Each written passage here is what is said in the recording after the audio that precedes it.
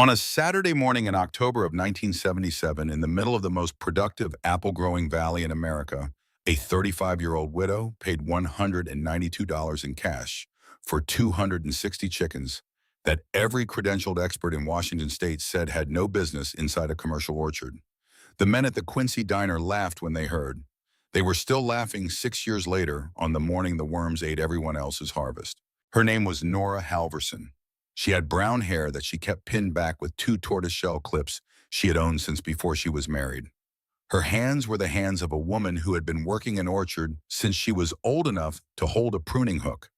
The skin around her knuckles had cracked and healed so many times over the years that the lines there had become permanent, like the grain in a piece of old wood.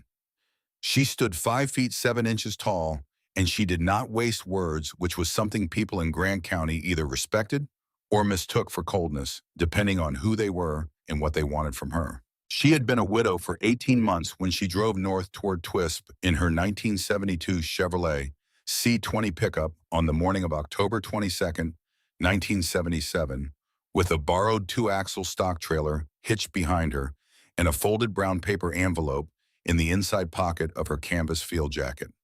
The envelope held $192 in cash. She had been keeping it in a tin coffee canister on the kitchen shelf since the spring of 1976, which was the spring her husband Eric Halverson had been killed at 38 years old by a tractor rollover on the steep upper section of their home orchard on Cedar Ridge Road outside Quincy, Washington. Eric had been working the east slope alone that morning. He had done it 100 times. The ground had been soft from 3 days of rain, and the machine had gone over before he had any chance to react. Their son Caleb had been 10 years old. He had been at school when it happened. Nora had been in the lower orchard pulling a clogged irrigation line when Earl Voss, her part-time hired man, had come running down through the trees to find her. The farm was 60 acres of rolling apple ground on the south face of Cedar Ridge Road, 3 miles outside of Quincy. The Halverson family had been on that ground since 1931, when Nora's father-in-law, Gunnar Halverson, had bought the original 30 acres and spent 11 years clearing the upper section by hand before the first trees went in. Eric had expanded it to 60 acres in 1968. The trees were mature and well established.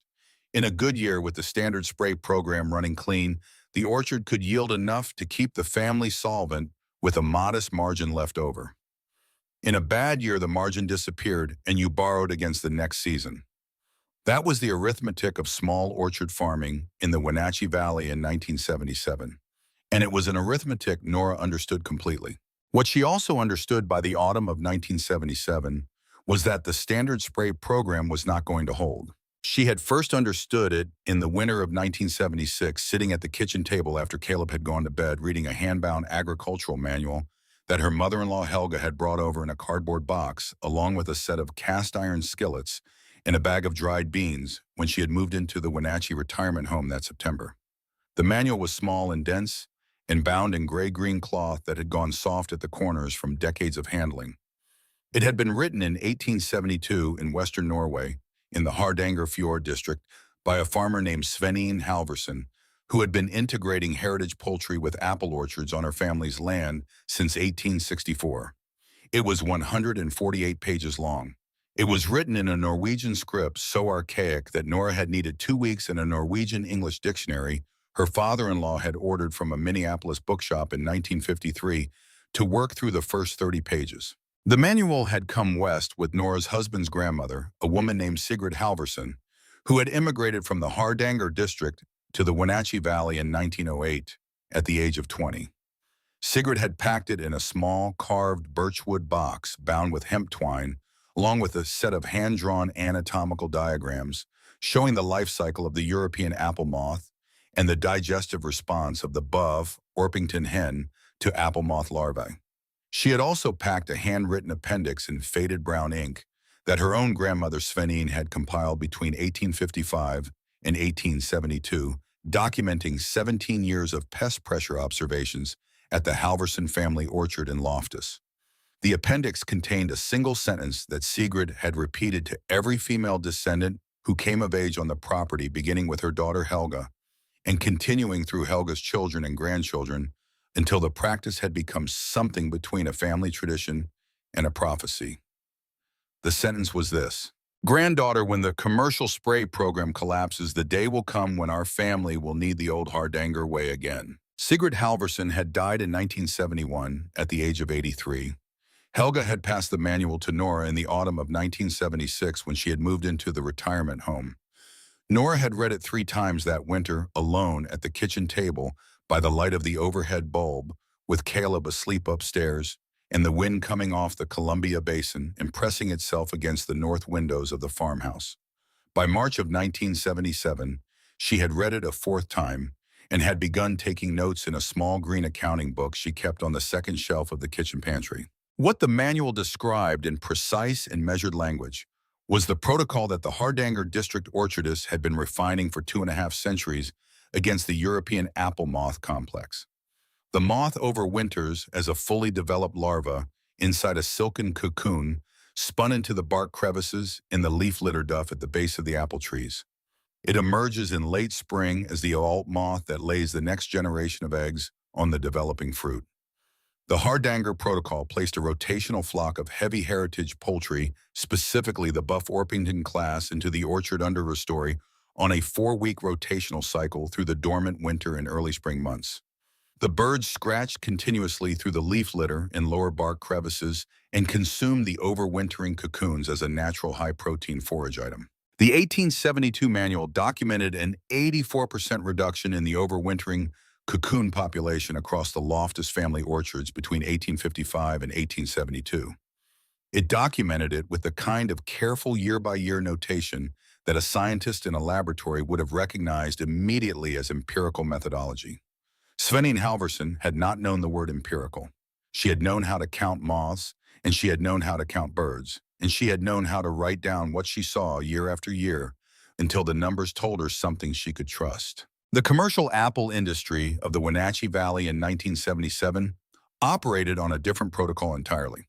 The accepted pest control standard was built around an organophosphate insecticide called azanthos methyl, sold under the brand name Guthian, applied through tall power takeoff-driven air blast sprayers at 14-day intervals from pink stage through harvest.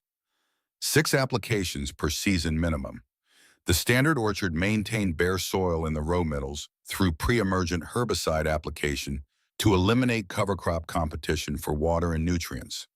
The dominant commercial variety was the Red Delicious, which accounted for approximately 72% of Washington apple acreage in 1977.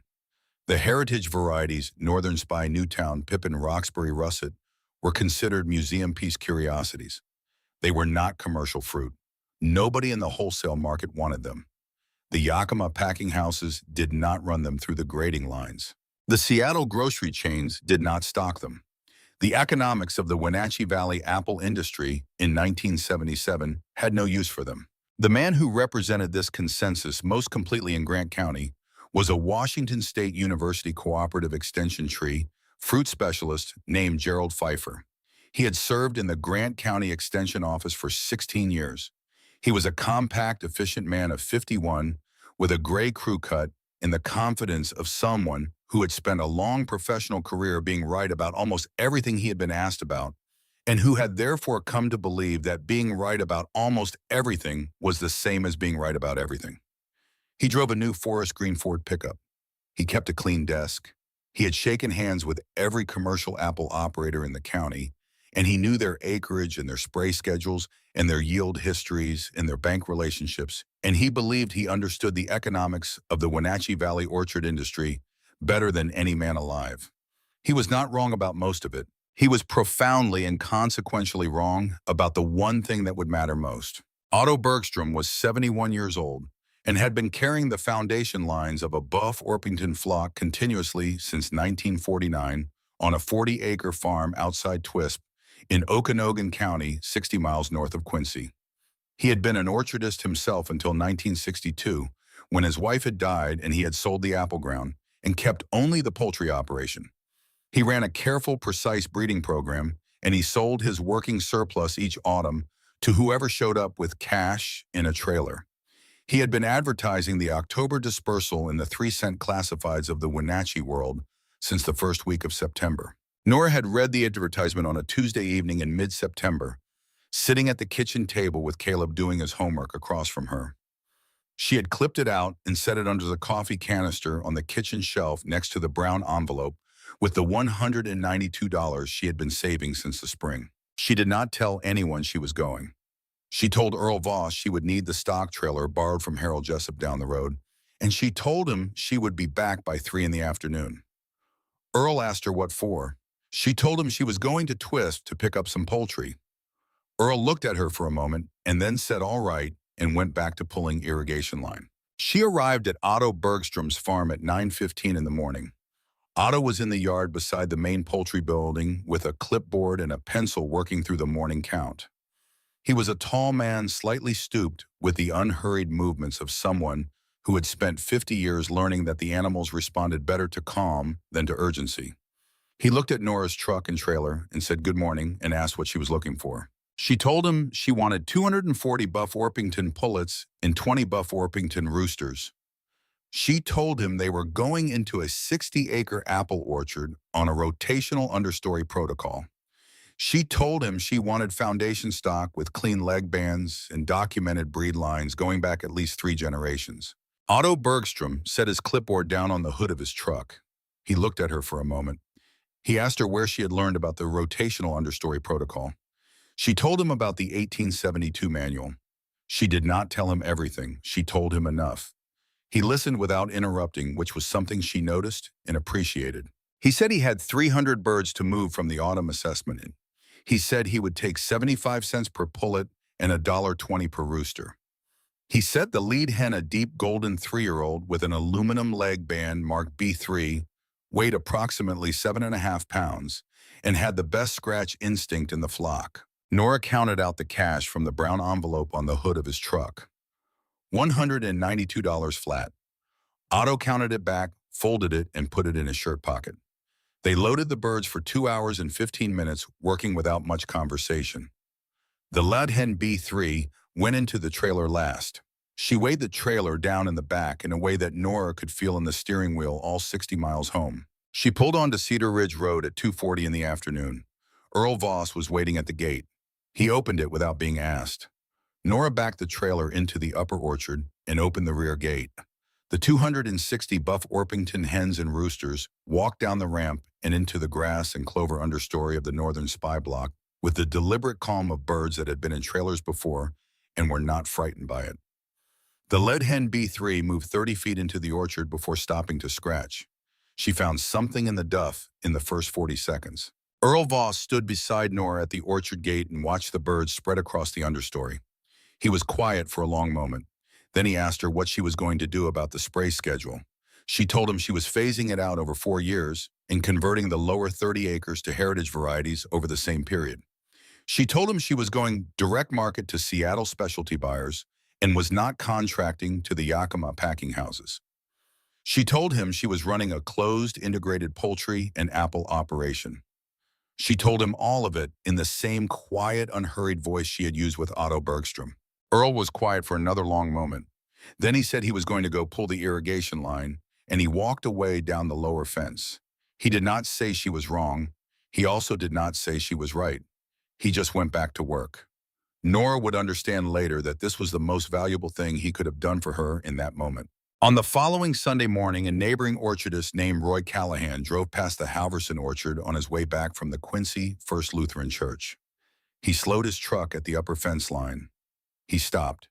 He sat there for a full minute looking at 240 Buff Orpington hens scratching and dust bathing in the grass understory beneath the northern spy trees. Then he drove home. Roy Callahan was 60 years old. He was a stocky, barrel-chested man with a face that had gone ruddy from decades of working open-air spray rigs across the Wenatchee Valley. He ran 140 acres of Red Delicious on the road above the Halverson place, and he had been running it for 32 years. He had wanted the Halversons 60 acres before Eric died. He had wanted it more after. He had approached the subject sideways for 18 months. He had stopped by on Sunday afternoons with hot dish casseroles his wife Ruth had made. He had told Nora more than once that any decision she wanted to make about the operation would have his full support. He arrived at the Halverson farmhouse on the Monday morning after the birds came home. He knocked at the kitchen door. Nora was at the kitchen table with her green accounting book open and her pencil working. She let him in. He sat down at the kitchen table and accepted a cup of coffee and told her in the measured voice of a man who believed he was being careful that he was concerned about what he had seen from the road. He told her that the Washington State University Extension Office had no published commercial production data on integrated poultry protocols for apple orchards. He told her that the Yakima wholesale market wanted standard red delicious and that heritage varieties had no reliable commercial buyer in the Pacific Northwest. He told her that Gerald Pfeiffer had told him personally at the last Washington State Horticultural Association meeting that the Guthian program was holding strong across the valley and that there was no entomological basis for concerns about resistance development. He told her all of this in the voice of a man who believed he was helping her. Nora listened without interrupting. She thanked him for stopping by. She walked him to the door. She went back to the kitchen table. That evening, after Caleb had gone to bed, Earl Voss came to the back step for his end-of-day coffee, which had been the custom on the Halverson place since before Eric died. They sat on the step in the cold October dark with their enamel mugs and listened to the orchard settle. After a while, Earl set his cup down on the step and said there was something he thought she ought to know. He told her that Roy Callahan had sent a real estate intermediary to the Halverson property 3 separate times in the 18 months since Eric's death. 3 times each time with a different framing, each time with a different opening number, and each time Nora had not been home or had not answered the door or the intermediary had lost his nerve at the gate. Earl had been there for all 3 visits. He had not mentioned them before because he had not been certain they were his business to mention. He was certain now. Nora held her coffee mug in both hands and looked at the dark line of the upper orchard against the October sky. She was quiet for a long time. She thought about the casseroles. She thought about the Sunday afternoon visits and the voice Roy had used that morning at the kitchen table, that tone of concern dressed as generosity. She thought about the word support and what it had meant in his mouth. She said she appreciated Earl telling her. Earl picked up his coffee mug and finished what was in it. He stood up from the step and said goodnight and walked to his truck. Nora stayed on the step for another 20 minutes in the cold alone with what she now understood. Then she went inside and opened the 1872 manual to page 63, where Sven Halverson had written down the 84% reduction figure in the careful, unhurried hand of a woman who had been keeping records in an orchard for 17 years and had no reason to exaggerate. By the second week of November, the story of the Halverson chickens had traveled the way all orchard news traveled in Grant County in 1977 through the feed and supply encounter and the diner and the bank lobby and the one-line telephone exchange that ran between Quincy and Wenatchee. The bank manager pulled Nora aside after a routine deposit and asked her in a low and respectful voice whether she had thought through the per-acre pest pressure impact of leaving the orchard floor unsprayed. A woman from the church fellowship hall asked her whether she thought Eric would have approved of the chickens. Nora looked at her across the corner of a folding card table and said Eric would have asked what her grandmother thought. The woman had nothing to say to that. Nora carried her casserole dish back to the kitchen and washed it herself. At the Quincy Diner on the first Thursday of November, a man named Augustus Callahan, who was Roy's older brother and had bought Northern Spy Budwood off Gunnar Halverson in the 1950s, told 3 men at the counter that the Halverson widow had let her grief get the better of her judgment. He said it in the same voice he used to describe the weather, which was the voice of a man announcing a fact that required no further discussion. The 3 men at the counter nodded. The annual meeting of the Washington State Horticultural Association fell on the second Thursday of November that year. It was held in the Wenatchee Valley Convention Center, a low concrete building off 9th Street, with a parking lot that filled by 6:30 in the evening, with trucks and sedans and the occasional station wagon belonging to the wives who came to manage the coffee service. There were approximately 200 people in the main hall by 7 o'clock. Gerald Pfeiffer was the featured speaker for the first session. He stood at the podium in a brown corduroy jacket and a bolo tie, and he moved through the season review with the practiced efficiency of a man who had given this presentation 14 times in 16 years and no longer needed notes for most of it. He talked about the Guthian schedule and the spray timing adjustments for the 1978 season. He talked about the new federal grade pack standards being considered for the 1984 season and what they might mean for the Wenatchee wholesale market. He talked about cover crop management and herbicide timing and the nitrogen application protocols for mature red delicious blocks. He was thorough and precise and completely confident, and the room listened with the attentiveness of 200 people who believed they were in the presence of a man who knew more about apple farming than any other individual in the state of Washington. And then in the last 15 minutes of his presentation, he talked about integrated poultry protocols. He was not brief about it. He used the word anachronism. He used the phrase turn-of-the-century historical curiosity. He said that free-range poultry in commercial apple orchards had been a reasonable approach when nobody had access to a modern air blast sprayer, and that the development of the organophosphate spray program had rendered the poultry approach obsolete in the same way that horse-drawn cultivation had been rendered obsolete by the power takeoff tractor. He did not use Nora's name. He did not need to. Everyone in the room knew which 60-acre operation on Cedar Ridge Road he was describing. 200 people knew. He said that the individual in question had made a decision based on what he was willing to characterize as emotional attachment to a family tradition rather than sound commercial judgment. He said he hoped the individual would reconsider before the 1978 season because the pest pressure implications of an unsprayed floor in a commercial orchard were not theoretical. They were documented and they were serious, and they would manifest in the harvest numbers within 18 months. He finished and stepped back from the podium, and a man in the second row started to applaud and the room followed. Then Roy Callahan stood up from his chair in the fourth row. He was not on the program. He had not asked to speak. But the room knew Roy Callahan, and the room quieted when he stood, because Roy Callahan was not a man who stood up in public meetings without something to say that people would listen to. He turned slightly so that he was addressing both Gerald Michael Pfeiffer and the room at once.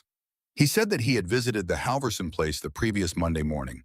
He said he had known Eric Halverson for 20 years and had known Nora Halverson for 15, and that he had the greatest personal respect for her and for the difficult circumstances she was managing. He said that in his professional judgment as a 140-acre commercial orchardist, the decision to place free-range poultry in a commercial apple block and phase out the Guthian program represented a significant departure from sound horticultural practice. He said he believed the decision had been made under conditions of grief and isolation, and that he hoped the Grant County orchard community would continue to extend its support to the Halverson family as the consequences of the decision became apparent. He said all of this in a voice of measured, careful concern. Then he sat down. Nobody in the room laughed. It was not that kind of moment. It was quieter than laughter. It was the sound of 200 people deciding in unison and without discussion that a question had been settled. In the back row, Nora Halverson sat with her small green accounting book in her lap and a pencil in her right hand. She had been sitting in the back row since 6:50. She had not spoken. She had not raised her hand during the comment period. She had written two things in the accounting book during Gerald Pfeiffer's presentation. She had written the page number of the section in the 1872 manual that addressed organophosphate resistance in the European apple moth complex, and she had written the year 1974, which was the year the unpublished Washington State University entomology data that she had been corresponding with a county extension intern about had first begun to show reduced Guthian response in the coddling moth populations of the upper Wenatchee Valley. When Roy Callahan sat down, the room began to move on. The coffee service opened at the back. People stood and stretched and turned to the people beside them. Nora closed the accounting book and picked up her coat from the seat beside her. She stood. She walked to the end of the row. She walked up the aisle toward the rear exit, which was the direction that took her past the fourth row, where Roy Callahan was sitting with his hand resting on his knee and his eyes following the room. He did not look at her as she passed, or he tried not to. She did not stop. At the door with her hand on the metal push bar, she paused. The room was loud now with the sound of 200 people moving toward coffee and conversation. She turned halfway toward the room, not looking at anyone in particular, looking at the space just above the heads of the people in the front rows, and she said in a voice that was not loud, but that carried the clarity of a sentence that has been held in a person for a long time and is finally being released, that the coddling moth did not care what the consensus was.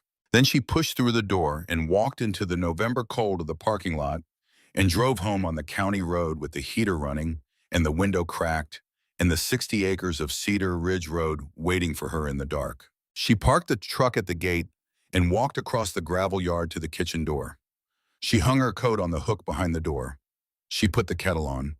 She took the 1872 manual from the second shelf of the pantry and set it on the kitchen table and opened it to page 63. She read the section again slowly, the way she read it when she needed to remember not just the number, but the woman behind the number.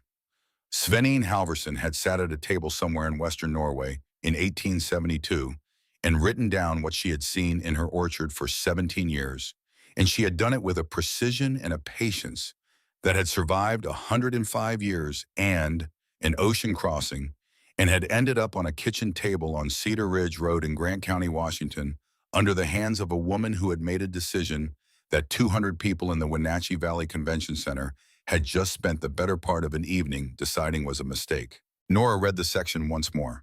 She read the sentence about the 84% reduction. She looked at the number for a long time. Outside in the upper home orchard, 260 buff Orpington hens were settled in the portable coopy shelters that Earl had helped her position along the lower fence line, and the lead hen with the B3 leg band was on the roosting bar in the first shelter, and the November cold was pressing itself down through the cedar ridge and into the orchard floor, where the coddling moth cocoons were spinning themselves into the bark crevices in the leaf litter and waiting for spring, the way they had waited for spring every year for longer than anyone had been keeping records. They did not know what was coming for them. They had never encountered what was coming for them. Everything that was about to happen to them had been written down in Norwegian in 1872 by a woman who had understood something that the entire Washington state commercial apple industry had decided in a conference room in Wenatchee did not need to be understood. Nora closed the manual. She set her pencil down on the table beside it. She listened to the kettle begin to sound on the stove. She listened to the wind in the upper orchard. She was 35 years old, and she had $192 less than she had had 3 weeks ago, and a flock of 260 birds that the most respected agricultural authority in Grant County had just told 200 people she should have known better than to buy, and a son asleep upstairs, and 60 acres of ground that she was going to farm the way Svenine Halvorsen had farmed her ground in 1872. Not because it was easy or because anyone was going to help her, but because she had read the number on page 63 4 times, and she trusted it more than she trusted anything Gerald Pfeiffer had ever said at a podium. She got up and poured her tea. She took the accounting book from her jacket pocket and set it on the table next to the manual. She opened it to a fresh page. At the top of the page, she wrote the date, October 22nd, 1977. Below that, she wrote the number 260. Below that, she wrote the number 84 with a percent sign after it. Below that, she wrote the number she was aiming for and the year she was aiming for it. She looked at what she had written. Then she turned off the overhead light and carried her tea to the window and stood in the dark, looking out at the upper orchard where the birds were sleeping in the cold, and the whole county had already decided what was going to happen next. They were wrong about everything that mattered. The first harvest came in November of 1977 on the partially converted northern spy block that Nora had not yet had time to phase out of its old spray schedule entirely. The coddling moth pressure that year ran at 24% crop loss across the Halvorsen ground against a Grant County commercial average of 19. She had expected this. The 1872 manual was clear on the point. The birds needed a full dormant season to work the overwintering cocoon population down to manageable levels. 1 season of scratching was not enough. 2 seasons would show a measurable difference. 3 seasons would show something the Extension Office could not explain away.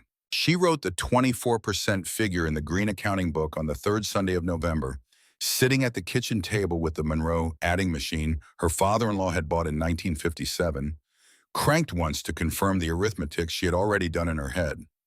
She wrote it without comment and turned to the next page and began projecting the 1978 figures based on the flock density and the rotational coverage she had achieved in the first 6 weeks. Caleb was at the kitchen table across from her doing his arithmetic homework, which was something Nora had always taken quietly as a good sign that the boy did his numbers at the same table where she did hers. Roy Callahan heard about the 24% figure before the end of November. He heard it at the Grant County Co-op on a Wednesday morning from Earl Voss, who had not volunteered the information, but had answered honestly when Roy asked him directly. Roy drove home and told his wife Ruth that it was going exactly the way Gerald Pfeiffer had said it would go. Ruth set a plate of biscuits on the table and said that one season was not a conclusion. Roy said that 24% was 24%. Ruth said that Nora Halverson had read something nobody else in this county had bothered to read, and that a woman who had read something carefully was not the same as a woman who had made a mistake. Roy ate his biscuits and did not answer her. The winter of 1977 to 1978 was the first full dormant season the Buff Orpington flock worked the Halverson orchard floor. Nora had positioned the 4 mobile coop shelters along the lower fence line of the upper home orchard, and she moved them on a 4-week rotational cycle through the 60 acres as the manual prescribed, pulling them on the small wagon wheel frames that she and Earl had built in the equipment shed in November from materials she had ordered from the Quincy lumberyard.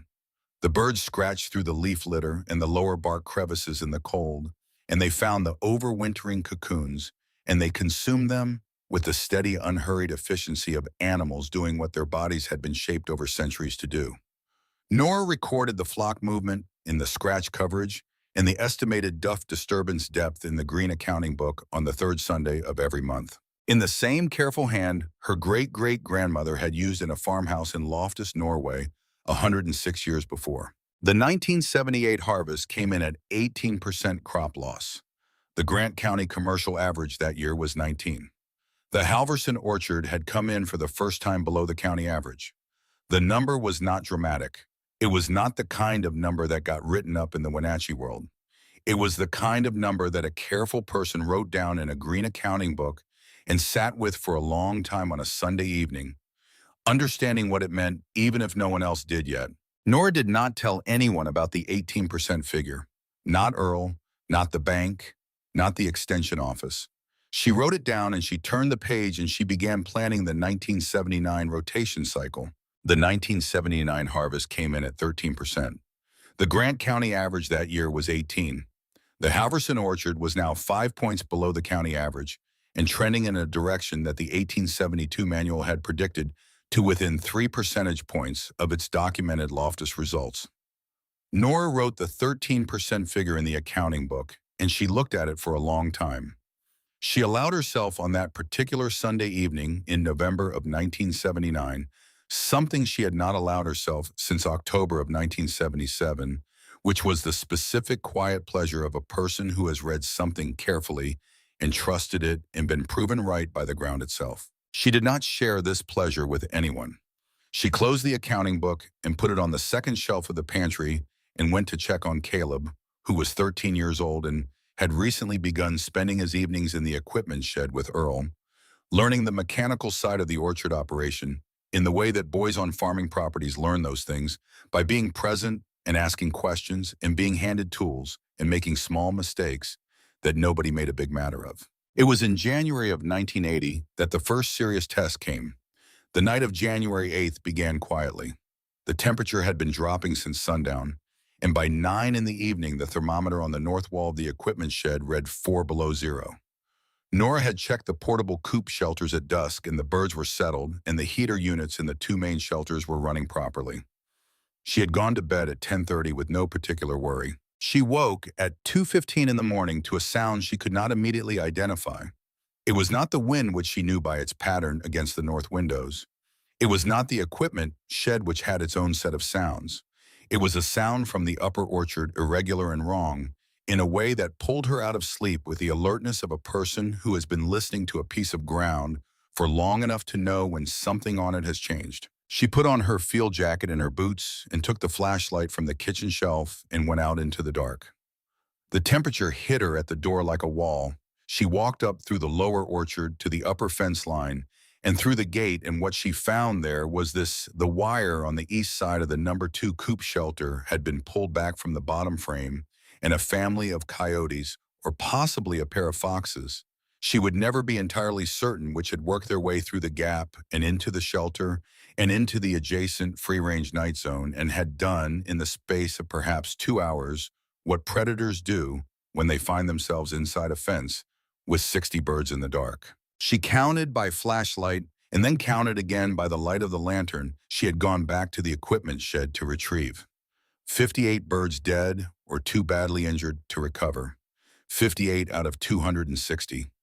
She moved the survivors into the two intact shelters and reinforced the gap in the wire with the staple guns she kept in the equipment shed, and she spent the rest of the night in the upper orchard, in the cottage sitting on an upturned bucket inside the #1 shelter, with the lantern on the ground between her feet, listening to the remaining birds settle. By the time the sky began to lighten in the east, she had lost a full fifth of her flock.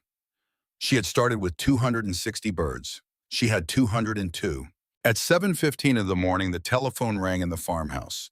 It was the loan officer at the Quincy branch of the Columbia Basin Savings Bank, a man named Dale Thurston, who had been Eric's contact at the bank since 1969 and who had inherited Nora's account when Eric died.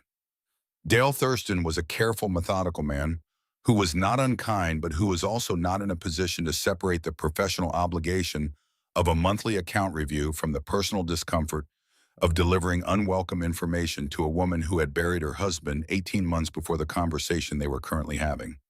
He told her the December payment had cleared, but that the account balance was sitting at a level he wanted to discuss before the February statement cycle.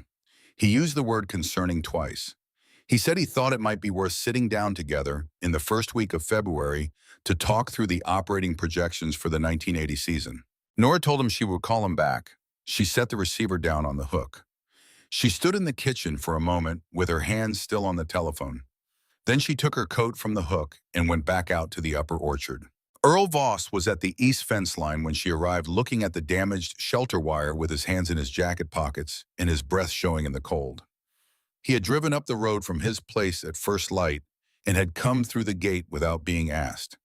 He looked at the repair she had made in the night and then looked at the ground around the shelter, which still held the evidence of what had happened in the dark, and he did not say anything for a long time. After a while, he said he could build a second wire perimeter around all 4 shelters over the next 2 weekends, a foot out from the primary fence low to the ground, which would stop a coyote or a fox from being able to work the bottom frame. He said it would cost maybe $40 in materials. He said he had the time.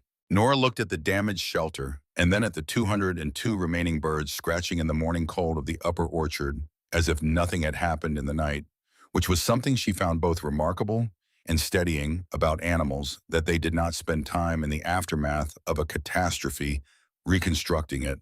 They simply continued. She told Earl to order the materials. He nodded and went to his truck. That evening, Caleb came home from school and ate dinner and did his homework, and then came to find Nora in the equipment shed where she was working on the rotation schedule for the spring.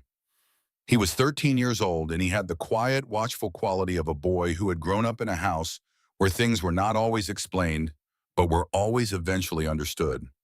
He sat on the workbench beside the schedule she was drawing, and he was quiet for a long time. Then he asked her if she was sure. Not about the wire or the shelter repair or the bank call. He was 13 years old, and he had heard all 3 through the walls of the farmhouse that morning, and he was asking about the thing underneath all of them. He was asking about the flock and the 1872 manual and the protocol she had been running for 2 years and 3 months while the county watched and waited for her to fail. Nora set her pencil down on the workbench. She looked at her son. She went to the second shelf of the equipment shed where she kept the field copy of the manual, the one she had made by hand in the winter of 1976, transcribed section by section into a wire-bound notebook. She opened it to the page that corresponded to page 63 of the original. She set it on the workbench in front of Caleb and put her finger on the number at the center of the page. She told him that his great-great-grandmother had measured that number in an orchard in western Norway between 1855 and 1872. She told him it had taken Svenine Halvorsen 17 years to be certain enough of it to write it down in the formal record. She told him that a woman who spends 17 years measuring something before she will commit it to a permanent document is not a woman who has made a mistake. She told him that 58 birds was a hard night and a harder morning, and that the bank would call again, and the county would keep watching, and that none of it changed what was on that page. Caleb looked at the number for a long time. He was quiet in the way he was quiet when he was thinking rather than when he was uncertain. Then he slid down off the workbench and said he was going to go check on the birds in the number 3 shelter because he wanted to make sure the heater unit was drawing properly. He took a flashlight from the hook by the shed door and went out into the dark. Nora stood alone in the equipment shed for a moment. She had not known until the boy asked the question, and she answered it how much she had needed to say those things out loud to someone. She went back to the rotation schedule on the workbench and picked up her pencil and kept working.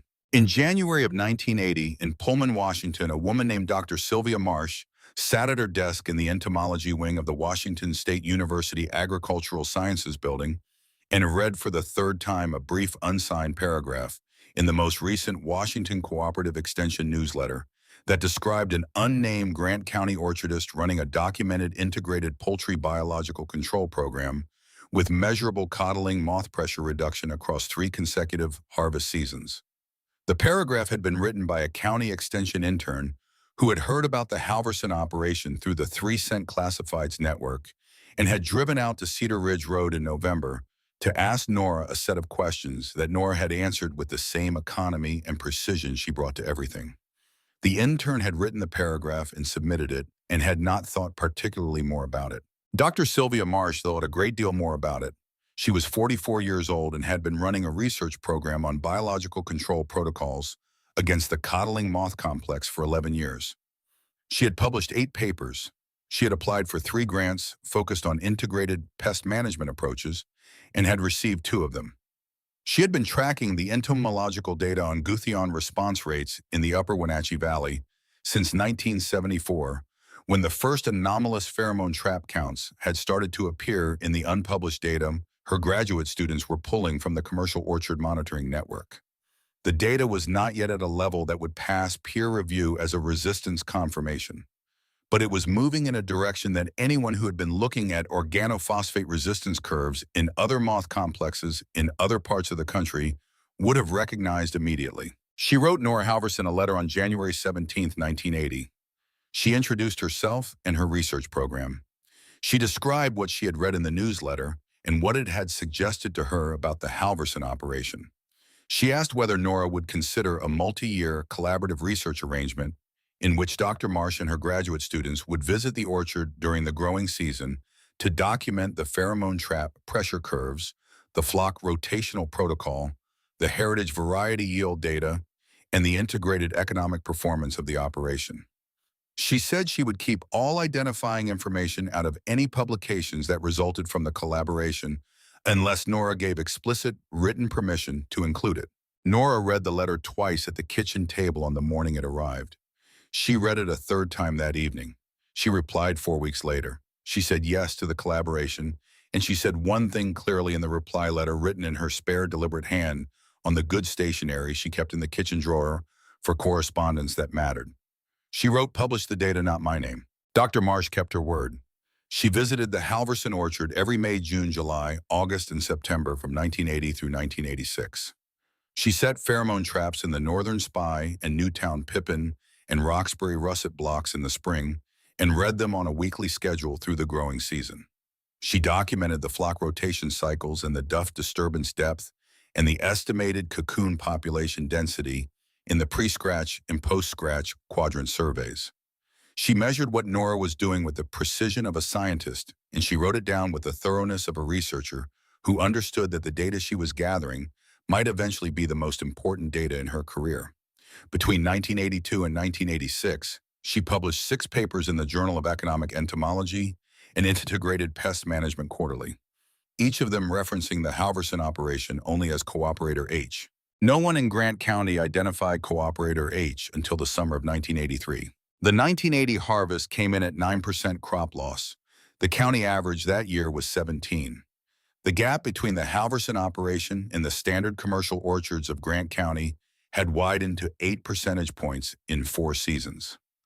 Nora wrote the 9% figure in the accounting book on the 3rd Sunday of November. She wrote it in the same hand she always used without underlining or emphasis, and she looked at it for a while and then closed the book and put it on the shelf. Earl Voss had seen the flock grow in the spring of 1980 through the first successful natural hatch on the Halverson place. Nora had set 4 broody hens in the hatching boxes in late March, and she had attended the hatch on the morning of April 23rd, kneeling in the fresh wood shavings for 2 hours and 40 minutes, until the first chick emerged from under the lead broody hen. She held it in her palm and checked its color in the light coming through the equipment shed window, and she named it Sigrid after the woman who had brought the 1872 manual across the Atlantic. Earl Voss stood in the shed doorway and watched her do this, and he did not say anything. He understood enough by then not to need to. The 1981 harvest came in at 5%.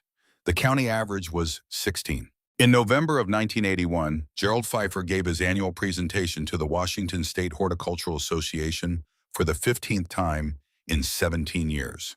He talked about the Guthian schedule and the pre-harvest cleanup applications and the herbicide timing for the 1982 season.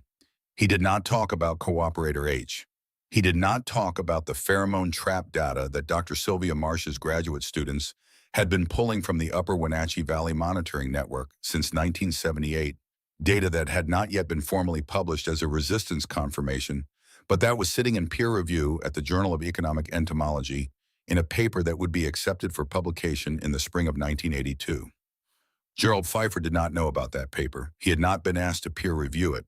He had not been asked because Dr. Marsh had submitted it to a journal whose editorial board did not routinely draw from the Washington State University Extension Program, which was not an accident. He did in the last 10 minutes of his 1981 presentation return briefly to the subject he had addressed in his 1977 presentation. He said that the integrated poultry approach had now had 4 seasons to demonstrate its commercial viability in at least one Grant County operation, and that the harvest data available to him showed that the operation in question was running below the county average on crop loss, but that the per-acre revenue was not comparable to a standard commercial Red Delicious operation, because the heritage variety conversion had not yet produced a working commercial market relationship. He said this in the measured voice of a man who believes he is being fair. He said it in a room full of people who had mostly stopped thinking about the Halverson orchard on a daily basis, but who had not stopped having an opinion about it.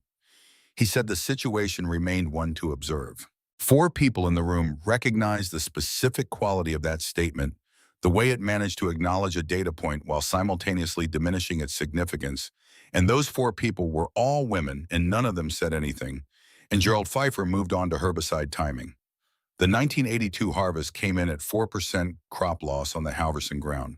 The county average was 15. Nora had by the autumn of 1982 grafted out all 60 acres of the original Red Delicious to heritage varieties. The Northern Spy Block ran 20 acres. The Newtown Pippin ran 22. The Roxbury Russet ran 18. The Buff Orpington flock had been expanded through 3 consecutive years of natural hatch to 480 laying hens and 32 breeding roosters. She had built 2 additional mobile coop shelters with Earl in the spring of 1981, using the same hand-cut large-frame construction as the originals. The double-wire perimeter Earl had built in January 1980 had held against every predator approach in the subsequent 3 years. On a cold evening in October of 1982, Nora and Earl Voss sat on the back step of the farmhouse after evening chores with their enamel mugs between them. Caleb was inside doing his senior year homework. The orchard was dark and still around them. Earl set his mug on the step and said he had been thinking. He said he had been working on this ground since the spring of 1976, and he had been watching what she was doing with it since the autumn of 1977, and he thought he had understood it by about 1980. But that understanding something and knowing it were different things, and he wanted to say that he knew it now. He said the orchard was right. He said he was sorry he had not said so sooner. Nora held her coffee mug in both hands and looked at the dark line of the upper orchard against the October sky. She was quiet for a moment. Then she said that he had said it in October of 1977, the morning he helped her walk 260 birds off a borrowed stock trailer into the upper orchard without telling her she was making a mistake. She said that was when he had said it. He just had not used words. Earl was quiet for a while. Then he said he wanted her to know that whatever happened next, he would be there for it. Nora said she knew that. They finished their coffee in the dark, and Earl went to his truck, and Nora went inside and wrote the 1982 figures in the accounting book, and sat for a long time at the kitchen table looking at what 6 years of numbers look like when you put them in a column. 24, 18, 13, 9, 5, 4. She had not told Earl what she believed was about to happen next, which was the thing her great-grandmother Sigrid had repeated on the kitchen porch of the home place from the time Nora was 5 years old. She had not told him because she had not needed to. The numbers told it well enough for anyone who was willing to read them. The spring of 1983 was the spring that the coddling moth resistance data finally became impossible to ignore. The Washington State University Tree Fruit Research and Extension Center in Wenatchee had been running its commercial orchard pheromone trap monitoring program since 1971. The program involved placing standardized pheromone traps in a network of commercial orchards across Chelan Douglas and Grant counties in early April each year and reading them on a weekly schedule through the growing season. The trap counts provided a running estimate of adult coddling moth population pressure and were the primary basis for spray timing recommendations across the commercial orchard belt. In the spring of 1983, the April trap counts came in wrong. Not wrong in the way that counts occasionally ran high in a bad weather year or a late spring. Wrong in the way that a number is wrong when the system that was supposed to prevent it from ever being that number has stopped working. The early May counts across 87% of the monitored commercial orchards were running at a factor of 4 above the historical baseline. The research center's entomology team had never seen numbers like them in the 12 years of the program's operation. Dr. Sylvia Marsh had seen numbers trending in this direction since 1978. She had published the first formal documentation of reduced Guthien response in the Wenatchee Valley coddling moth population in her 1982 Journal of Economic Entomology paper. The paper had attracted attention within the academic entomology community and had been cited twice in other journals. It had not attracted significant attention in Grant County because the paper had been read by researchers and not by extension agents or commercial growers, and the data in it had been collected from research plots rather than from commercial orchard blocks, and the commercial orchard community had been assured for 22 years that the Guthien program was holding. It had stopped holding. The Tree Fruit Research and Extension Center convened an emergency committee in the first week of May 1983. The committee included 3 entomologists, 2 extension specialists, and a biometrician who had been running the trap monitoring data since 1974. They met for 3 days. They reviewed every trap count on record. They reviewed the spray application logs from 20 commercial orchards. They reviewed the unpublished resistance trend data that 2 of the 3 entomologists had been tracking in their own research programs and had not until this meeting been willing to formally characterize as a confirmed resistance event. On the morning of May 23, 1983, the Tree Fruit Research and Extension Center released an emergency advisory bulletin. The bulletin confirmed that the standard organophosphate spray program built around a Zinphos methyl was failing across the Wenatchee Valley commercial orchard belt. It confirmed that coddling moth populations were testing resistant in 87% of sampled commercial orchards. It projected 1983 harvest losses of 35 to 60% across Chelan and Grant counties. It recommended that commercial growers immediately add a second mid-cycle imidine application and a third pre-harvest malathion cleanup application to the standard spray protocol for the 1983 season, which was a recommendation that translated in practical terms to a significant increase in input cost for an event that had already happened and could not be corrected by adding more applications of the chemistry that had failed. The bulletin was read at an emergency meeting of the Grant County Commercial Orchard Operators at the Extension Office on the afternoon of May 23rd. There were approximately 40 people in the room. Gerald Pfeiffer stood at the front of the room and read the bulletin's key findings in the measured professional voice he had spent 17 years developing for exactly the kinds of difficult conversations that arise in an extension office when the system you have been recommending has produced an outcome you did not anticipate. He read the 87% figure. He read the 35 to 60% crop loss projection. He read the recommendation to add the supplemental imidine application. He read these things out loud to the 40 commercial apple operators of Grant County, and the room was very quiet while he read them. Roy Callahan was in the 4th row. He was 66 years old in the spring of 1983. He had been farming Red Delicious on the 140 acres above the Halverson place for 38 years. He listened to Gerald Pfeiffer read the bulletin, and he sat very still in his chair. He was the kind of man who had always been able to locate his certainties quickly, who had always known what he believed and had always been willing to say it in a room. And now he was sitting in a folding metal chair in the Grant County Extension Office and listening to the professional consensus of 17 years dissolve sentence by sentence from a bulletin that the man who had been its most credentialed representative was now reading aloud in a voice that had gone careful in a new way. Careful not with authority. Careful was something Roy recognized after a moment as the carefulness of a man who was delivering a verdict he helped create without appearing to have built it. Gerald Pfeiffer reached the end of the bulletin. He set it down on the podium. He looked at the room. He said that the research center was fully committed to supporting commercial growers through the transition to supplemental applications, and that the extension office would be scheduling individual farm consultations beginning the following week. He said that resistance events of this nature were documented phenomena in long-running spray programs, and that the appropriate response was a strategic adjustment to the spray schedule rather than a fundamental reassessment of the commercial production model. Roy Callahan looked at the man at the podium. He looked at him for a long time without saying anything. Then he looked at the floor. He thought about the November evening in 1977 when he had stood in a room very much like this one and told 200 people that his neighbor's decision had been made under conditions of grief and poor judgment. He thought about the sentence he had used the phrase about sound horticultural practice. He thought about the 6 years of Sunday afternoons he had spent watching the Halverson orchard from the road above and telling himself that the numbers being reported at the co-op were anomalous or preliminary or not comparable to a standard commercial operation. He thought about the 4% crop loss figure from the 1982 season, which he had heard at the co-op in November and had set aside in his mind under the category of things he would think about later. He thought about it now. He sat with it in the silence that belongs only to a man who has spent 6 years being wrong about something in public and has just been handed the specific and irreversible moment at which he is required to know it. Gerald Pfeiffer finished his remarks and opened the floor for questions.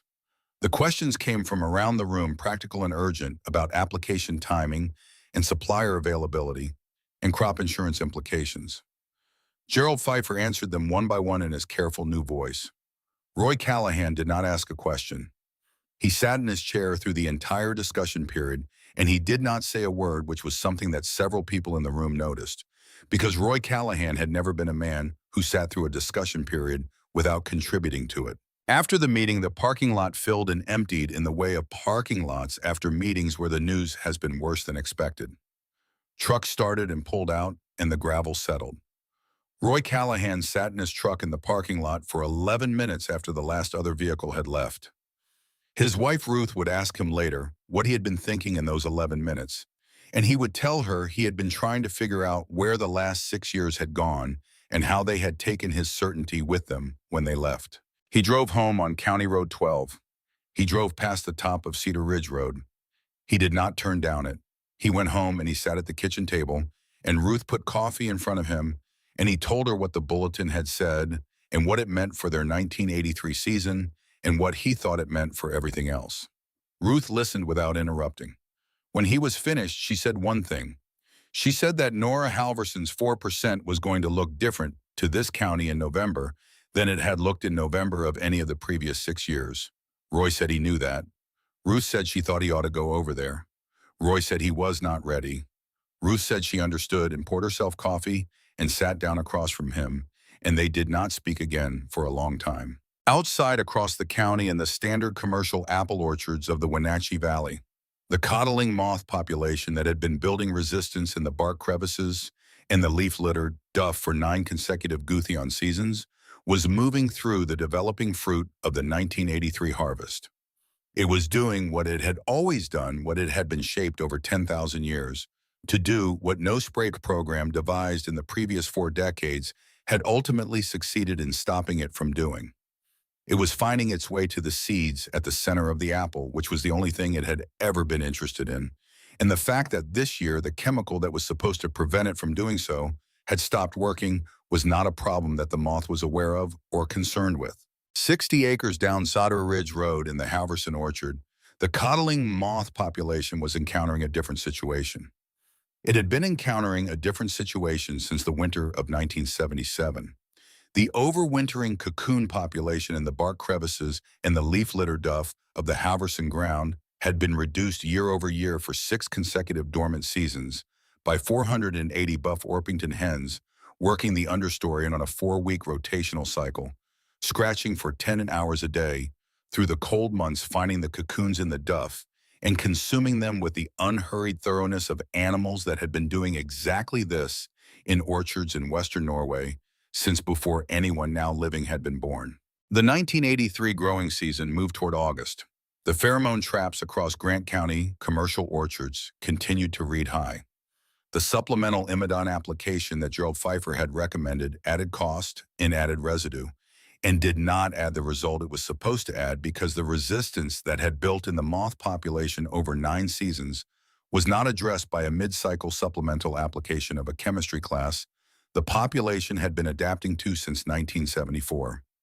On the Halverson ground, the pheromone traps that Dr. Sylvia Marsh's graduate students had been reading since 1980 continued to read low in the way they had been reading since the second full dormant season of the Buff Orpington rotation. The summer of 1983 moved through its heat and into September, and then into the long gold light of the Wenatchee Valley in October, which is the light that arrives when the apple season is turning toward its end and the valley fills with the smell of the harvest coming.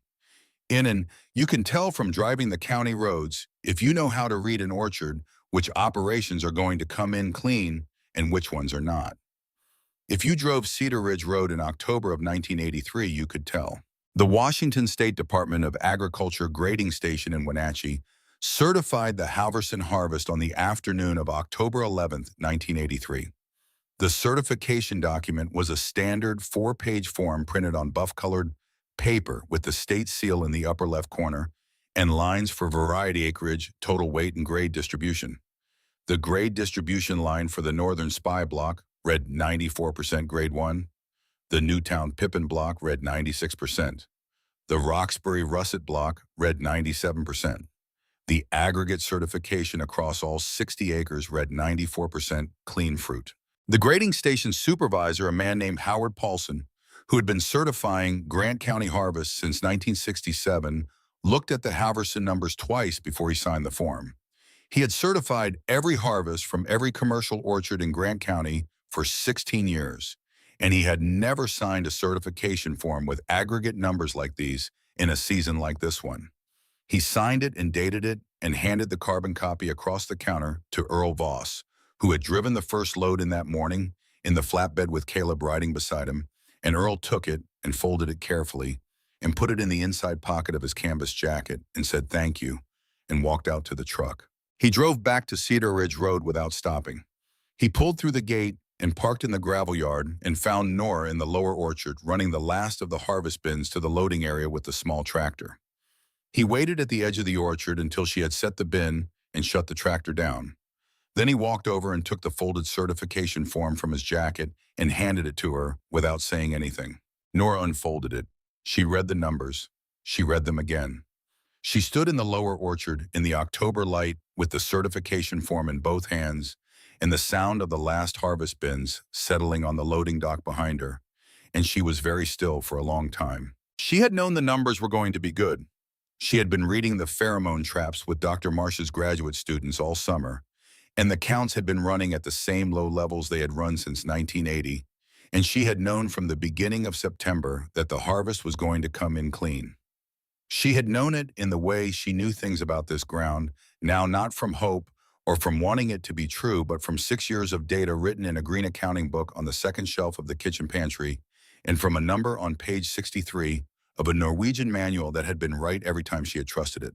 But knowing a thing in September and holding its documentation in your hands in October are different experiences, and Nora Halverson stood in the lower orchard with the state seal in the upper left corner of the form and the numbers across the middle of it, and she allowed herself the full weight of what she was holding. 6 years, $192 in October of 1977, a borrowed stock trailer. 260 birds walking down a ramp into an orchard that the most credentialed man in Grant County had told 200 people she had no business putting them into. She folded the form and put it in her jacket pocket. She looked up at the upper orchard where the buff Orpington flock was working the fall duff. In the long afternoon light, the deep golden birds moving through the understory beneath the northern spy trees, in the unhurried, continuous way they had been moving through it for 6 years. She watched them for a moment. Then she went back to the tractor and finished moving the last of the bins. The Wenatchee World ran the story on the front page of the October 12th edition. The headline was in the third column of the front page below the fold. It read, "The 60-acre orchard the worms did not touch." The article was 8 column inches on the front page and continued for 12 more inside. It named the operation named Nora Halverson, reported the 94% aggregate certification figure, and ran it against the county-wide harvest data that showed a Grant County commercial average of 41% crop loss for the 1983 season. The morning the article ran, Nora was at the kitchen table at 5:30 with her coffee and her accounting book. Caleb was upstairs asleep. Earl Voss was not due until 7. She read the article once. She set the paper down on the table beside the accounting book. She drank her coffee. The telephone rang at 6:15. It was a wholesale packing house buyer out of Yakima named Douglas Fife, who had managed the Callahan account for 19 years and who had spent the previous 4 days watching every commercial Grant County wholesale lot come in with 25 to 50% reject grade fruit. He told Nora that the packing house was prepared to offer her a contract for any portion of the 1983 Heritage Variety surplus at whatever price she was willing to name. He said this in the voice of a man who was not accustomed to being in the position of naming the other party's price, and who understood that he was in that position now and was not in a position to pretend otherwise. Nora told him she would call him back. She set the receiver down. She did not call him back. The telephone rang again at 6:50. It was a man from the Grant County Extension Office asking if he could schedule a consultation visit. She told him she would think about it. She wrote his name in the margin of the accounting book page. The telephone rang 4 more times before Earl Voss pulled through the gate at 7:15. She did not answer the last 3. On the morning of October 15th, 4 days after the certification, and 3 days after the World article, a woman named Dorothy Howell called the Halverson number from Seattle. Dorothy Howell was 52 years old and had been operating a small specialty fruit and natural food shop at Pike Place Market since 1971. She was a compact, deliberate woman with reading glasses she kept on a cord around her neck and a working knowledge of Pacific Northwest agricultural economics that was considerably more detailed than most of her customers suspected. She had been looking for a certified, chemical-free Washington Heritage apple supplier for 12 consecutive years. She had written letters to 14 orchards. She had driven over the Cascades 3 times to visit operations that had turned out on inspection to be hobby farms with commercial aspirations, rather than commercial farms with a documented pest management protocol. She had read the Wenatchee World article in the Saturday edition of the Seattle Post-Intelligencer Regional Summary. She called on Tuesday morning. She introduced herself and described her shop and what she was looking for. She told Nora she was interested in a long-term supply relationship for heritage variety apples produced without organophosphate chemistry, and that she was prepared to pay a premium price for certified clean fruit that she could represent honestly to her customers as what it actually was. She said she could be in Quincy by the following Saturday if Nora was willing to meet. Nora asked her what she considered a premium price. Dorothy Howell said she was thinking about $1.40 per pound at the wholesale level with a minimum annual commitment of 120,000 pounds across the 3 heritage varieties, renewable on a 5-year contract basis. Nora was quiet for a moment. $1.40 per pound was 7 times the current commodity wholesale rate for Red Delicious. 120,000 pounds at that price was $168,000 annually. She had not told Dorothy Howell what the Callahan 140-acre Red Delicious operation grossed in a normal year. She did not need to. She knew the number. She had known it for years in the way that a person knows the arithmetic of the land adjacent to theirs. She told Dorothy Howell to come on Saturday. Dorothy Howell arrived at the Halverson Gate at 9:40 in the morning on October 22, 1983, in a 1982 silver Volvo station wagon with a small brown leather portfolio on the passenger seat and the folded contract inside it. She was wearing a wool coat and sensible boots, and she carried herself with the efficiency of a woman who had driven 3 hours over a mountain pass for a meeting she had been trying to arrange for 12 years and intended to conduct it without wasting either party's time. Nora met her at the gate and walked her through the upper home orchard first before they went inside.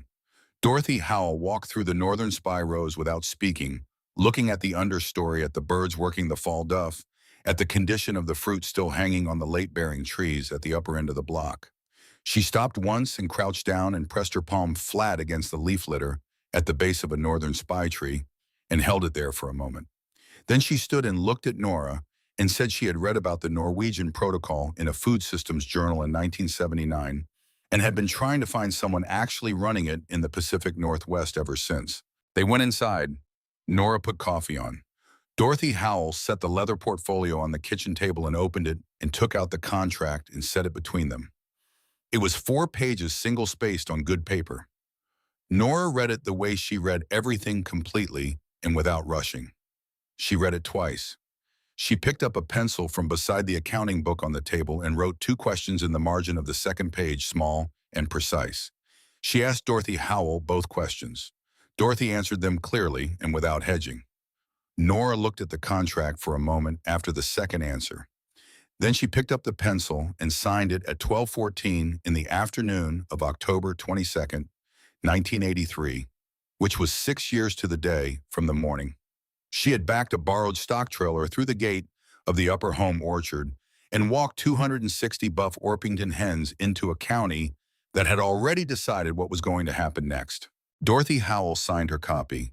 She put it back in the leather portfolio. She finished her coffee. They talked for another 40 minutes about logistics and delivery schedules in the second-year transition to organic certification, which Nora told her she intended to pursue under the new federal standards being developed. Dorothy Howell drove back to Seattle that evening. The first shipment left the Halverson Orchard in the second week of November 1983 in the flatbed truck with Earl Voss driving and Caleb riding beside him, the same configuration they had used to bring the first harvest load to the grading station 32 days before. What happened in Grant County in the weeks after the World article ran was not dramatic in the way that public reversals are sometimes dramatic. There were no apologies in the parking lot of the extension office. There were no retractions in the paper. The commercial apple operators of the Wenatchee Valley were dealing in October of 1983 with the practical and financial consequences of a 40% crop loss, which left little time or emotional bandwidth for public reassessment of prior certainties. The reassessment happened in the private spaces where reassessments of that kind always happen in farming communities, at kitchen tables and on the back steps of equipment sheds, and in the cab of a truck parked on a county road looking at someone else's orchard. Gerald Pfeiffer did not come to Cedar Ridge Road in the autumn of 1983. He called the Halverson number once in November and left a message with Caleb asking if Nora would be willing to meet with him and a small group from the extension office in the new year. Nora returned the call 3 weeks later and told him she would think about it. She was not hostile in the call. She was simply the same person she had always been, which was a person who did not do things on someone else's timeline when her own timeline had served her adequately. Carl Benton had been a mid-level tree fruit economic analyst at the Washington State Department of Agriculture since 1975. He was a careful, methodical man of 41 who kept organized files and wrote clear memos, and had never in 8 years in the office had occasion to formally revisit a recommendation he had made. In the first week of November 1983, he went to the filing cabinet on the 3rd floor of the Olympia office, where the Grant County Apple Operations folder was kept, and he found behind the 1982 seasonal summary the memo he had typed in November of 1977. He read it. He read the language he had used, the phrase likely operational failure, and the phrase voluntary sale within 36 months, and the recommendation for an 18-month review. He set the memo down on his desk and looked at it for a while. Then he went to the 1983 seasonal data that had come in from the Grant County grading station, and he pulled the Halverson certification form and the accompanying yield records, and he put them on his desk beside the 1977 memo. He sat there for a long time.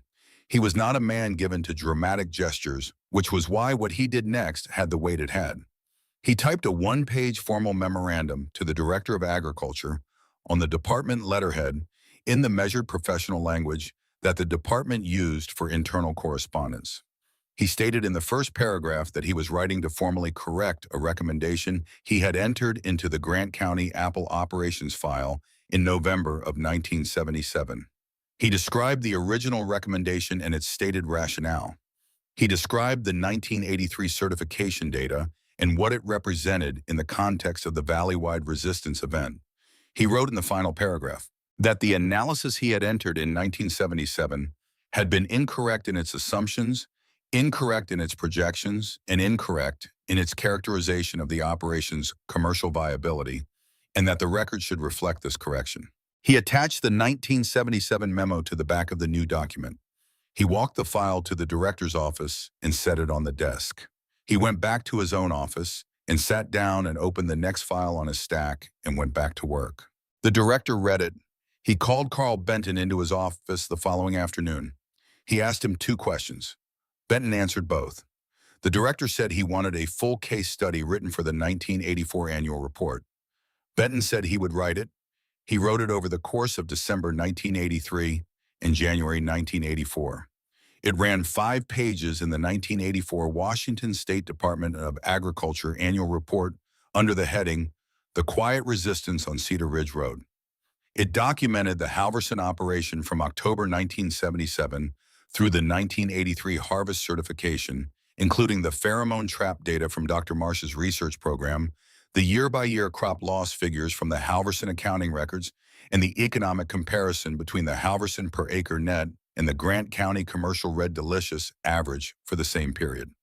The case study is still in the Washington State Department of Agriculture archive in Olympia. Carl Benton called Nora Halverson directly on the morning he completed the first draft of the case study, which was a Friday in mid-December.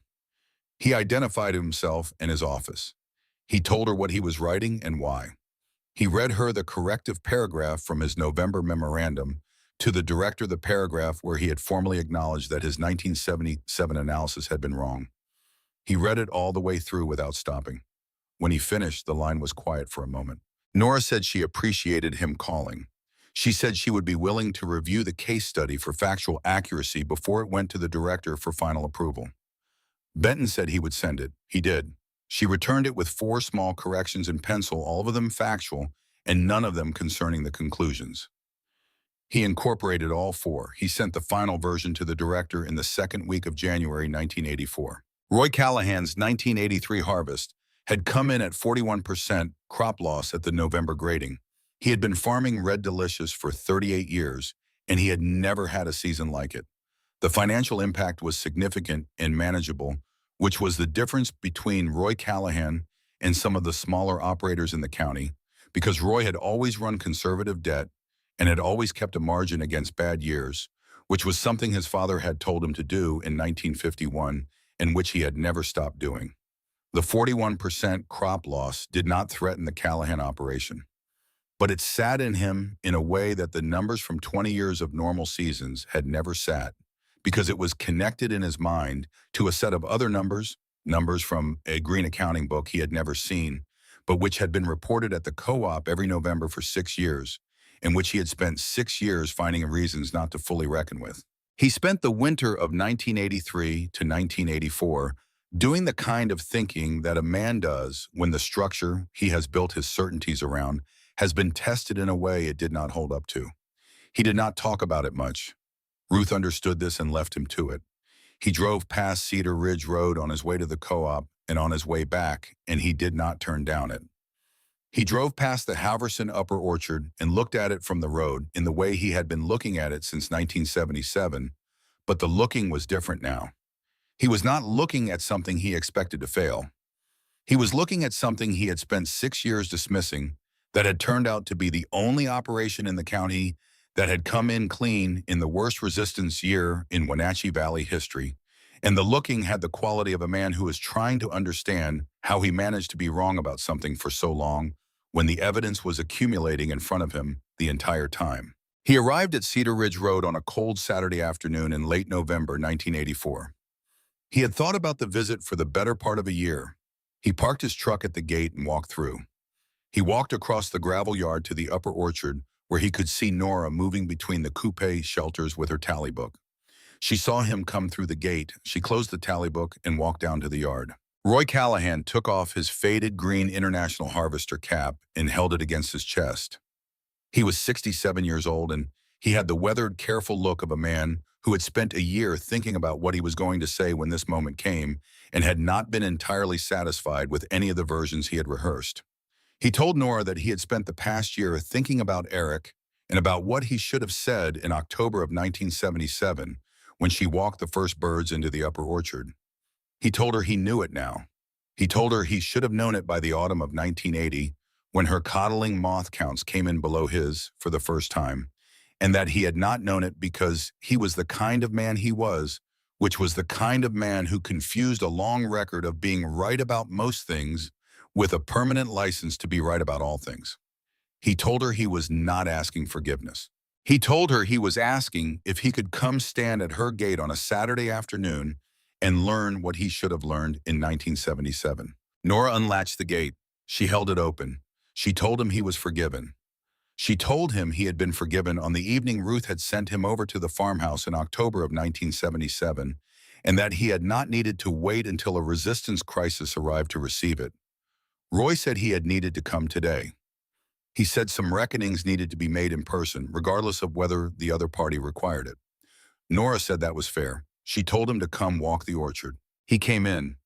They walked the upper home orchard for an hour in the late November light.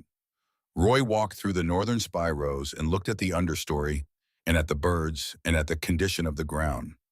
He stopped at the base of a mature northern spy tree and crouched down and looked at the leaf litter the way a man looks at something he is trying to read. He stood and looked at the row ahead of him. He asked Nora how long the rotational cycle ran. She told him 4 weeks per quadrant through the dormant season. He asked her what the Duff disturbance depth averaged after a full rotation cycle. She told him approximately 4 inches in a mature leaf litter layer. He did not say anything for a moment. Then he asked her if she would show him the accounting records. She did not show him the full accounting book. She took him to the kitchen and put coffee on and opened the book to the crop loss page, the page with the single column of figures running from 1977 through 1983. She set it on the table in front of him. He read the column. He read it again. He was quiet for a long time. Then he said that he had known about the 18% figure in 1978 and the 13 in 1979, and that he had told himself both times that it was not a comparable data point because the heritage varieties had a different susceptibility profile than Red Delicious. He said he had known about the 9% in 1980, and he had told himself the same thing. He said he had no explanation for why he had kept telling himself the same thing when the gap between her numbers and his was widening every year, except that it was easier to dismiss a data point than to revise a conclusion you had stated publicly in front of 200 people. Nora poured coffee. She set a cup in front of him. She sat down across the table. She told him that she understood that. She told him she had read a sentence in an 1872 Norwegian manual 17 times before she trusted it enough to spend $192 on it, and that reading something once and trusting it were entirely different kinds of work. Roy held the coffee cup in both hands and looked at the accounting book page. He said he was going to go home and tell Ruth about this conversation. He said Ruth had been telling him to have it for 6 years. Nora said she knew that. Roy looked at her. He asked her how she knew. She said that Ruth Callahan was a woman who kept her own counsel, except when she believed something mattered enough to say it out loud, and that she had said it out loud to Nora on 3 separate occasions at the Lutheran Church and at the Orchard Supply, and once in the Quincy post office, and that each time she had said it, Nora had been grateful. Roy set the cup down on the table. He was quiet for a moment. Then he said he was going to need some time to figure out what came next. He said he was 67 years old, and he was not going to convert 140 acres of mature Red Delicious overnight, and he was not going to pretend he understood a rotational poultry protocol after one Saturday afternoon. But he said he would come back next Saturday if she would let him. He said he wanted to understand it properly, not quickly. Nora said he could come back next Saturday. He came back the following Saturday. He came back the Saturday after that. He came back 4 Saturdays in a row in November and December of 1984, and then through the winter and into the spring, And by the time the 1985 growing season opened, he had been coming to Cedar Ridge Road on Saturday afternoons long enough that it had become the kind of arrangement that both families understood without discussing it. Ruth packed him a small thermos of coffee for the drive down. He always brought it back empty. On the Saturday evening of November 28, 1984, Roy Callahan sat at his kitchen table with his hands around a fresh cup of coffee and told Ruth what he was going to do. He told her he had been thinking about the 80 acres on the Halverson East boundary, the 80 acres he had been carrying as a buffer parcel since 1969, and had never developed because it faced north and had a drainage problem on the lower third. He told her he was going to revise his will to transfer those 80 acres to Nora Halverson at no cost at the time of his death, so that the integrated poultry operation could expand without having to negotiate a real estate transaction with his estate. He said he was doing it because it was the right thing to do, and because it was the only way he could think of to make a concrete and permanent acknowledgement of what the Halverson ground had been quietly demonstrating for 6 years while he had been standing above it on the county road, deciding it was not worth taking seriously. Ruth Callahan set down her mending. She looked at her husband across the kitchen table. She said that was the first genuinely decent thing that she had heard come out of his mouth since the night she had sent him over to the Halverson farmhouse in October of 1977. Roy said he was aware of that. She said she hoped he was going to keep finding ways to be decent on this subject because she thought there were several more years of it available to him if he applied himself. Roy said he intended to try. Ruth picked her mending back up. Roy revised the will the following week on a Thursday afternoon at the office of his attorney in Quincy. The attorney asked him no questions about the reasoning behind the bequest, which Roy appreciated. The Wenatchee World ran a second feature on the Halverson operation in its November 27, 1984 edition. It ran 12 column inches on the front page and continued for 18 more inside. The headline read "The 240 Hens That Outlived the Spray Program." The reporter had spoken to Earl Voss, to Dorothy Howell, to Dr. Sylvia Marsh at WSU, and to Augustus Callahan, Roy's older brother, who had bought Northern Spy Budwood off Gunnar Halverson in the 1950s and who was now 81 years old and had something to say about it. Earl Voss was quoted saying he had known the orchard was right by 1980 and that he was sorry he had waited until a resistance crisis arrived to say so out loud. Augustus Callahan was quoted saying that he had known Gunnar Halverson and had known Sigrid Halverson, and that the granddaughter was what the grandmother was, and what the grandmother was had been the most careful orchardist in 3 Wenatchee Valley counties, and that he was sorry he had not said so in the fall of 1977 when it might have mattered more. Dr. Sylvia Marsh was quoted saying that her research program had been collaborating with the Halverson operation since January of 1980, and that Mrs. Halverson had asked her to keep the operation out of the published literature by name, and that she had honored that request, and that she was no longer going to honor it because the work deserved to be known by the name of the person who had done it. She said the Halverson orchard was the founding reference in the integrated poultry biological control literature for the Pacific Northwest, and that it had been quietly operated for 6 years by a single Grant County widow on 260 birds her great-grandmother's manual had told her to acquire. She said there was no research program she had ever been associated with that had taught her more about the relationship between patient observation and sound science than the 6 years she had spent at Cedar Ridge Road with a pheromone trap and a notepad. Roy Callahan was quoted at the end of the article. He said one sentence. He said he owed his neighbor his respect and that he intended to spend whatever time he had left trying to deserve to call her his friend. The article did not note, because Nora had not mentioned it to the reporter, that the hand-bound 1872 Norwegian agricultural manual her great-great-grandmother had carried across the Atlantic in a birchwood box was still in use in the Halverson kitchen pantry in 1984. That the 4 mobile coop shelters Sven-Ein Halverson had described in the manual's hand-drawn appendix had been the operational foundation of every rotation cycle on the Halverson ground since October of 1977. That the number on page 63, the 84% reduction figure that Sven-Ein had measured in the Loftus family orchard between 1855 and 1872, had been matched to within 3 percentage points across 6 years of measurement by Dr. Marsh's graduate students on 60 acres in Grant County, Washington. 111 years after it had first been written down in a farmhouse in western Norway by a woman who had spent 17 years making sure she was certain enough of it to commit it to a permanent record. By the spring of 1992, the Halverson Orchard had become the founding reference in the expanding American integrated pest management movement. 57 working Pacific, Northwest, and Northern California and Hudson Valley heritage apple orchards had adopted variations of the Halverson rotational mobile coop protocol between 1985 and 1995. 12 of those 57 had gone on to obtain organic certification under the federal organic standards adopted in 1990. The Washington State Department of Agriculture established in 1993 a permanent Washington Integrated Pest Management Foundation award named for Sigrid Halverson, the woman who had packed the 1872 manual in a birchwood box in Loftus, Norway, and carried it west to the Wenatchee Valley in 1908. Washington State University established in 1995 a small-scale integrated poultry orchard certificate program with Dr. Sylvia Marsh as its founding director. Earl Voss stayed with the operation for the rest of his working life. He became the senior orchard manager in March of 1984, and he managed the Northern Spy and Newtown Pippin blocks through the complete organic transition that Nora completed under federal certification in 1991.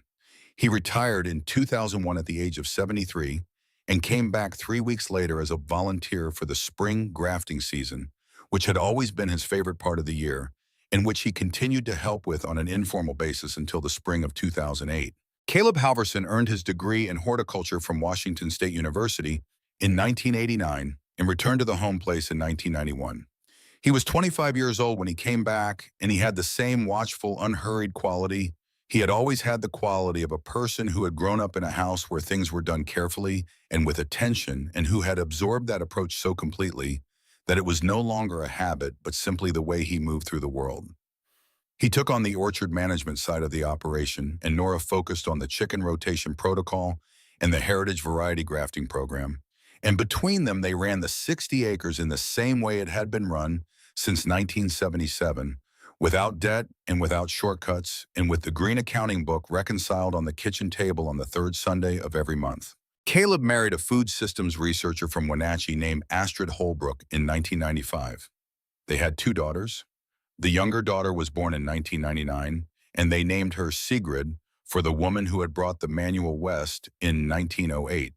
In 2003, when Sigrid was 4 years old, Caleb and Astrid brought her out to the upper orchard for the first time on a Saturday morning in April and set her down in the understory among the Buff Orpington hens. And she stood very still for a moment watching them scratch, and then she crouched down and put both her small hands flat on the leaf litter, the way Dorothy Howell had done in October of 1983, and she held them there. Nora was standing at the upper fence line watching, and she saw it, and she thought about a kitchen porch in the Wenatchee Valley and a woman named Sigrid Halverson repeating a sentence to a 5-year-old child in a voice that was not prediction, but instruction. In 2010, when young Sigrid was 11 years old, she learned to operate the mobile coop shelter rotation on her own, pulling the hand-built large-frame shelters through the Northern Spy rows on the 4-week cycle her great-great-grandmother had first run in the winter of 1977. Roy Callahan died in the spring of 2003 at the age of 86. He had been coming to Cedar Ridge Road on Saturday afternoons for 19 years. He had learned the rotational protocol well enough to help Nora plan the 1988 expansion cycle, and he had learned the heritage variety economics well enough to begin converting 20 acres of his own 140 to Northern Spy and Cox's Orange Pippin in 1990, the first of what became a gradual transition that his son continued after Roy was gone. He and Nora had become friends the way that kind of friendship has to be built. Slowly, without sentimentality, on a foundation of one party having been seriously wrong about the other and having taken the long way around to admitting it. The 80 acres on the Halverson east boundary transferred to the Halverson operation in the spring of 2003 per the terms of Roy's revised will. Nora expanded the Buff Orpington flock to 640 hens and 44 roosters to work the new ground. She built 3 additional mobile coupe shelters using the same hand-cut large frame design that she and Earl Voss had first built in November of 1977. The construction took 2 weekends. Caleb helped with the framework.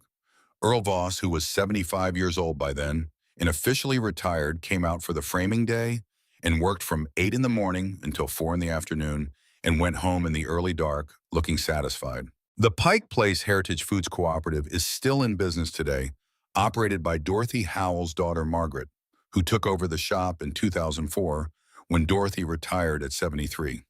The supply relationship between the Halverson Orchard and the Pike Place operation, which began with the contract signed at a kitchen table in Grant County on October 22, 1983, has continued without interruption through 3 renewals and 2 generations of both families.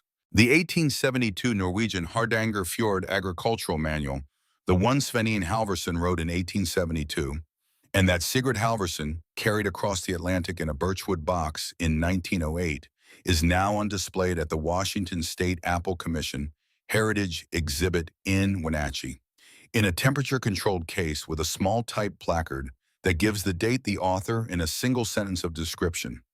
The hand-drawn anatomical diagrams of the European apple moth life cycle are mounted beside it.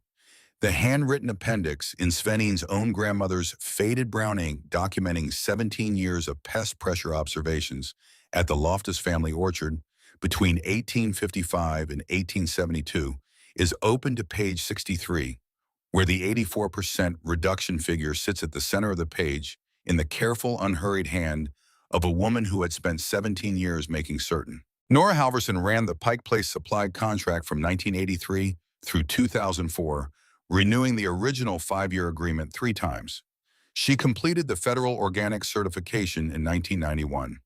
By the end of her career, the Halverson Orchard covered 140 acres of heritage, Northern Spy Newtown, Pippin, Roxbury Russet, Esopus, Spitzenberg, Cox's Orange Pippin, and Ashmead's Kernel apples on the integrated poultry rotational protocol. All of it debt-free, all of it farmed in the way a woman in western Norway had written down in 1872, and a woman on Sauter Ridge Road had decided in the winter of 1976 was worth reading carefully. She did not farm it because it was easy. She did not farm it because anyone helped her. She farmed it because she had read a number on page 63 of a 105-year-old manual 4 times and trusted it more than she trusted anything else available to her, and because she had sat on a kitchen porch at the age of 5 and heard a sentence repeated by a woman who had crossed an ocean to deliver it, and because the ground had done what the number said it would do year after year with the same patient accuracy as the woman who had first written the number down. $192, 260 birds, a manual written before her great-grandmother was born. The orchard the whole county had already decided was a mistake, which turned out to be the only orchard in Grant County that the worms left alone on the morning the spray program finally ran out of time.